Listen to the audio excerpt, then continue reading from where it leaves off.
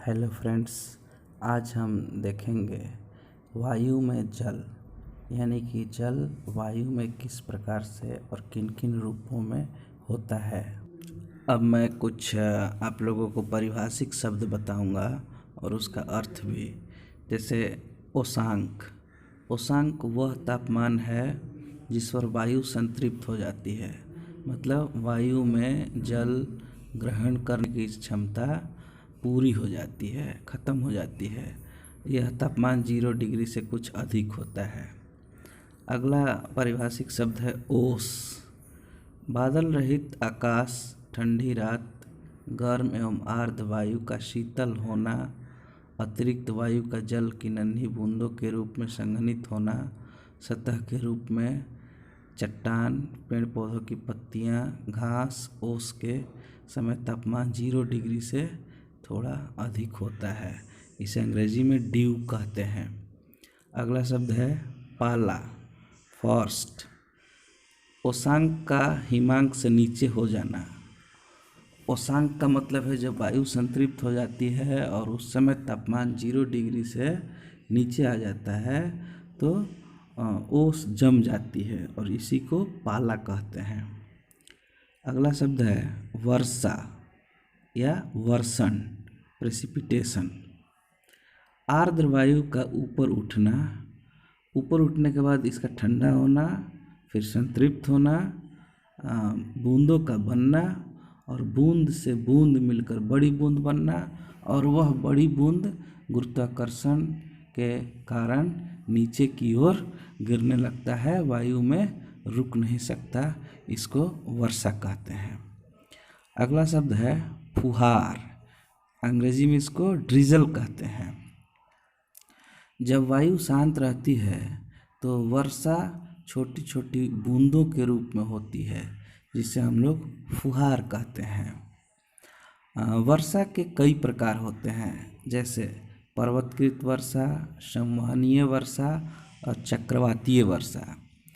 पर्वतकृत वर्षा यह भी कई प्रकार से संभव हो पाता है। जैसे कोई पर्वत सामने है और वायु जिसमें नमी बहुत अधिक है तो उससे टकरा करके जो बारिश होती है उसको पवनाभिमुख वर्षा कहते हैं।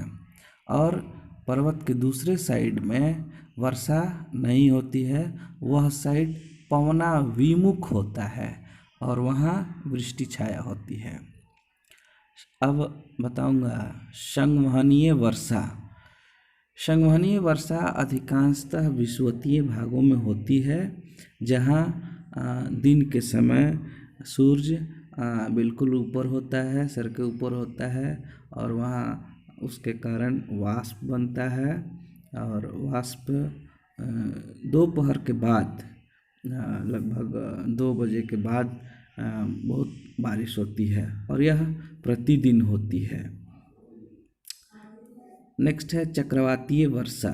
यह चक्रवातीय वर्षा अधिकांशतः मध्य अक्षांशीय भागों में होता है।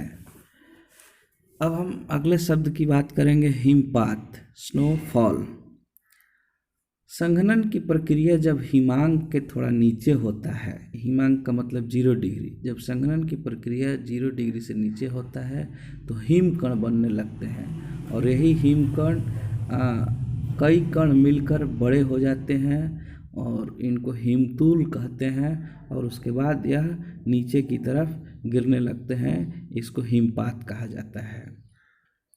अगला शब्द है पाला, ओला, हेलस्टोन। शक्तिशाली वायु धाराएं जब चलती हैं तो वर्षा की बूंदें बहुत अधिक ऊंचाई पर चली जाती हैं और जहाँ एकदम कम तापमान होता है, मतलब अत्यधिक कम तापमान 0 डिग्री से काफ़ी नीचे, तो इसमें क्या होता है, वर्षा की बूंदें जम जाती हैं और लगातार पानी की परतें चढ़ने के कारण वह बड़ी होती जाती हैं, ऊंचाई पर अधिक चली जाती है और जमी हुई बूंदों का इस प्रक्रिया से काफ़ी बड़ा होना ओला के रूप में वृष्टि होती है। हम और आप ऐसे बरसात के दिनों में कभी कभी अनुभव करते हैं, जब बहुत तेज़ हवा चलती है तो वर्षा के साथ साथ बीच में पानी के पत्थर गिरते हैं, जिसे हम लोग ओलावृष्टि कह सकते हैं। अगला शब्द है वाष्पीकरण। जल से गैस बनना, माने जल द्रव होता है, द्रव से गैस बनना ही वाष्पीकरण है, और यह तापमान के कारण संभव है। आपको पता है कि 100 डिग्री तापमान पर जल उबलने लगता है और जल गैस के रूप में तब्दील होने लगता है। संघनन। संघनन एक प्रक्रिया है जिसमें गैस से द्रव बनता है। अगला शब्द है ओसांक। ड्यू पॉइंट, जिस तापमान पर वायु संतृप्त हो जाती है उसे ओसांक कहते हैं। अगला शब्द है वर्षण। जब जल ठोस या द्रव के रूप में ऊपर से नीचे की तरफ गिरती है तो उसे वर्षण कहते हैं। जल जब ऊपर जाता है तो तापमान कम होने के कारण संघनित हो जाता है, और वर्षा हिमपात के रूप में, ओला के रूप में ऊपर से नीचे की तरफ गिरता है। जल वाष्प। वायु में गैस के रूप में जो जल की उपस्थिति होती है उसे जलवाष्प कहा जाता है। तापमान को नापने के लिए हम तापमापी का उपयोग करते हैं, और तापमापी भी 2 तरह का होता है, जिसमें एक में पारा रहता है और एक में अल्कोहल का उपयोग किया जाता है। इसी तरह से वायु दाब को मापने के लिए बैरोमीटर का इस्तेमाल किया जाता है, और एक पारा वाला बैरोमीटर होता है और एक निर्द्रव बैरोमीटर होता है, मतलब उसमें द्रव का इस्तेमाल नहीं होता है, तो उसे एनरॉइड दाबमापी कहते हैं। अब अगला जो भाग है इसमें हम लोग देखेंगे 2 चीज़ आर्द्रता के बारे में। निरपेक्ष आर्द्रता, अपेक्षिक आर्द्रता। निरपेक्ष आर्द्रता का मतलब है वायु के एक दिए गए आयतन में जलवाष्प का कुल भार, जैसे कि ग्राम प्रति घन मीटर इसका मापक है। उदाहरण के लिए 20 ग्राम प्रति घन मीटर, मतलब 1 घन मीटर वायु में 20 ग्राम निरपेक्ष आर्द्रता है। यह हालांकि बहुत व्यवहारिक नहीं है, इसलिए ज़्यादातर आपेक्षिक आर्द्रता का प्रयोग किया जाता है। रिलेटिव ह्यूमिडिटी, यह बहुत ही लोकप्रिय है। इसका मतलब है वायु के निश्चित तापमान पर उसके आर्द्रता धारण करने की क्षमता और उसमें विद्यमान आर्द्रता का अनुपात होता है। जैसे कि 25 डिग्री तापमान पर वायु में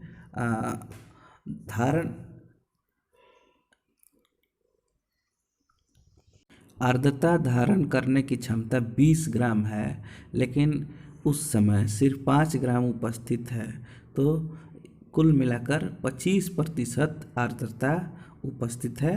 यही रिलेटिव ह्यूमिडिटी है। तापमापी 2 प्रकार का होता है, दो पठन सेल्सियस में और फ़ारेनहाइट में होता है। 24 घंटे में अधिकतम और न्यूनतम तापमापी जो मापता है उसे 6 तापमापी कहते हैं। धन्यवाद।